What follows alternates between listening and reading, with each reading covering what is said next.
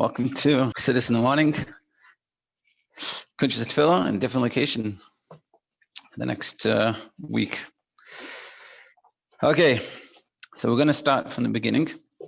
I told you yesterday, and just a heads up that let me just check the time.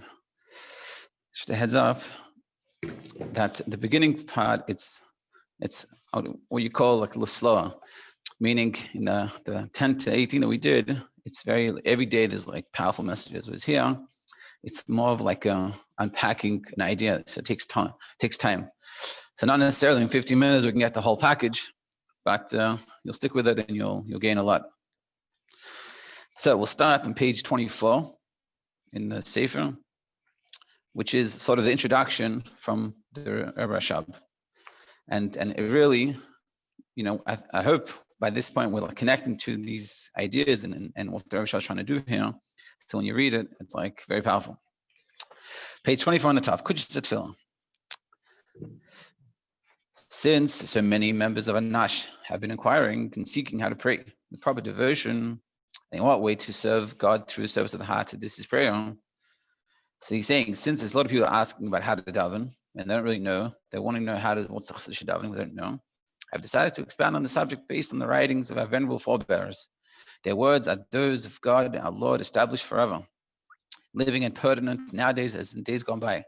So he says, I'm just basically going to reiterate what the Rebbeim before us have said. Only a reminder of their words is necessary and an awakening of the heart of Anash regarding them. So I'm really sort of reminding us of what they said and arousing us. Also, emphasis needs to be given to those matters relevant to addressing the condition of the present times. So one of the things I love about when you learn Chassidus, especially like here, we think that we're the worst people in the worst generation, and like back then it was so much better. Everyone was much better than us and things like this. But everyone feels that way. Here in their generation, in Kuntres HaTefila from the Rebbe Rashab, one of the things he talks about, because people say that they can't have yiras shamayim anymore. It's not relevant to them anymore. And I feel so much we say it and we think, those people in times of Rashab, they had it. In times of Rashab, they're saying also, we also don't have it. And the people before us had it. So this is an ongoing yitzhara. So these, the present times in which spiritual sensitivity has diminished. These latter matters too are contained in their holy words. For an abundance of goodness and much illumination are cloaked within them.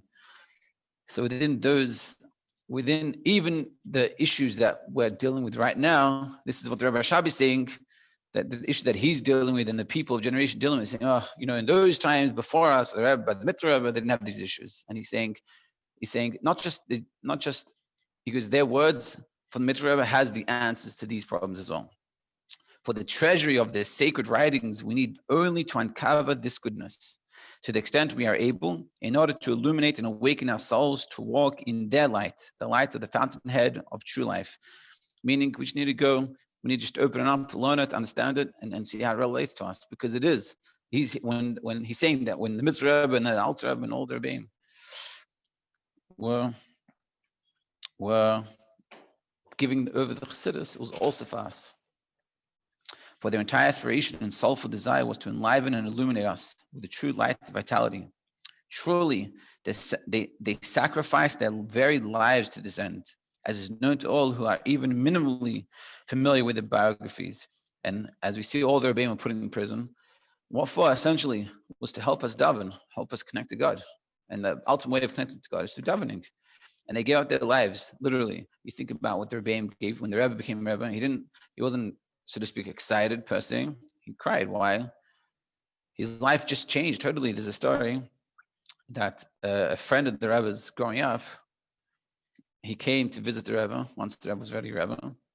And so he walked into Chassidus, the Rebbe's like, hey, and he put out his hand. Like, oh, my friend, someone I can like be friends with. And so the guy, not wanting to be friends with the Rebbe, wanted to be a chassid of the Rebbe, so he didn't put out his hand. In Chabad, we don't do that. We don't put out your hand. In the Polish circles, you do, but we don't.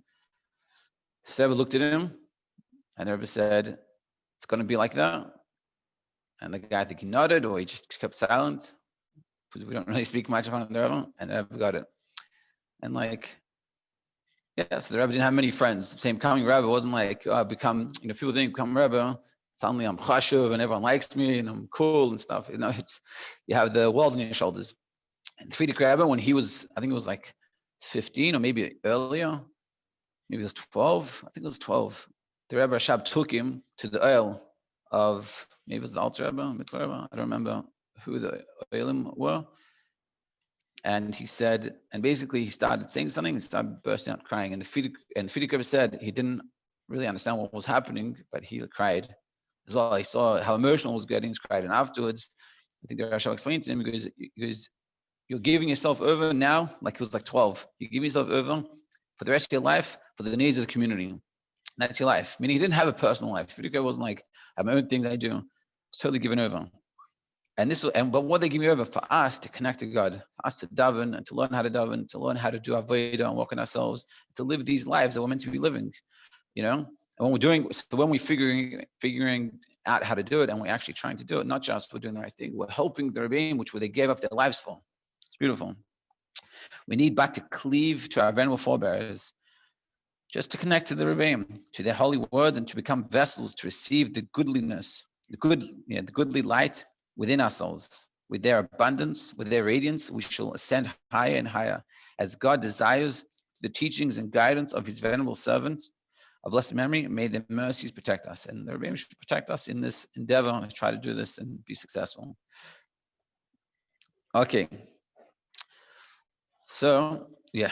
So basically in chapter 1, page 26, we're going to talk about he's sort of like saying, yeah, we all know what it means to meditate, and he discussed a few quick things.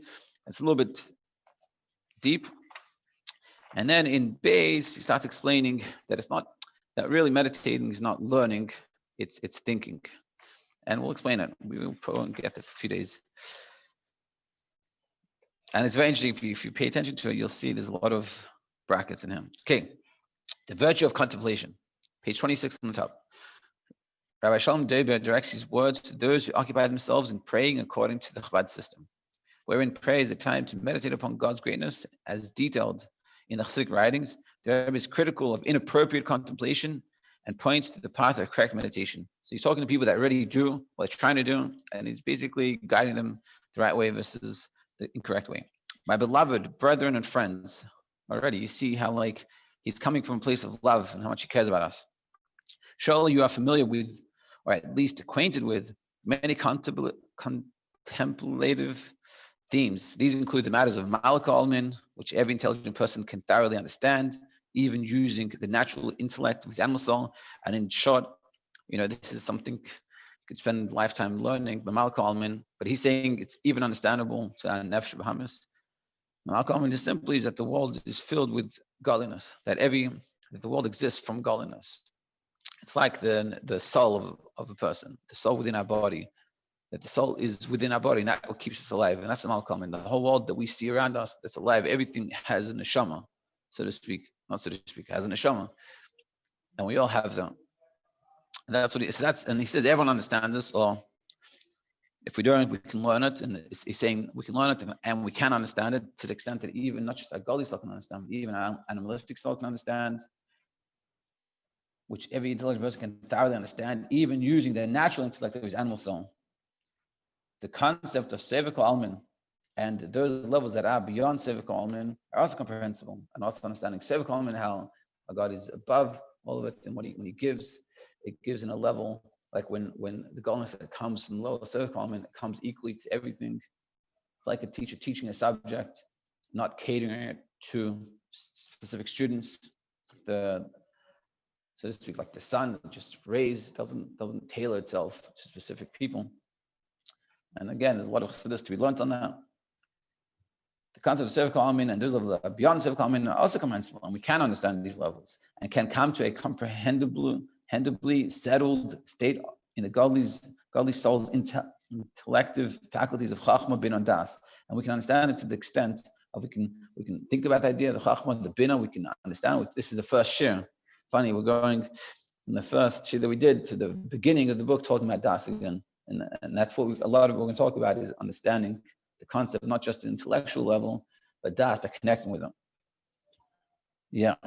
That, and all these levels, even above Seder Shtashus, even above Siva Kolman, we can understand. Contemplative subjects, compromise. Also the meditation associated with the first and second verse of Kriya Shema that we can meditate on. Likewise, the particular concepts related to evoking particular emotions, whether it be reflective that arouse a person to love of God, or reflection that arouse a person to awe of Him, whether it's emotions, we can learn certain subjects that bring us to emotions. The last 10 chapters of Tanya, well, 40, I think it's from 41 to 51, if I'm not mistaken, those chapters, different things to meditate on.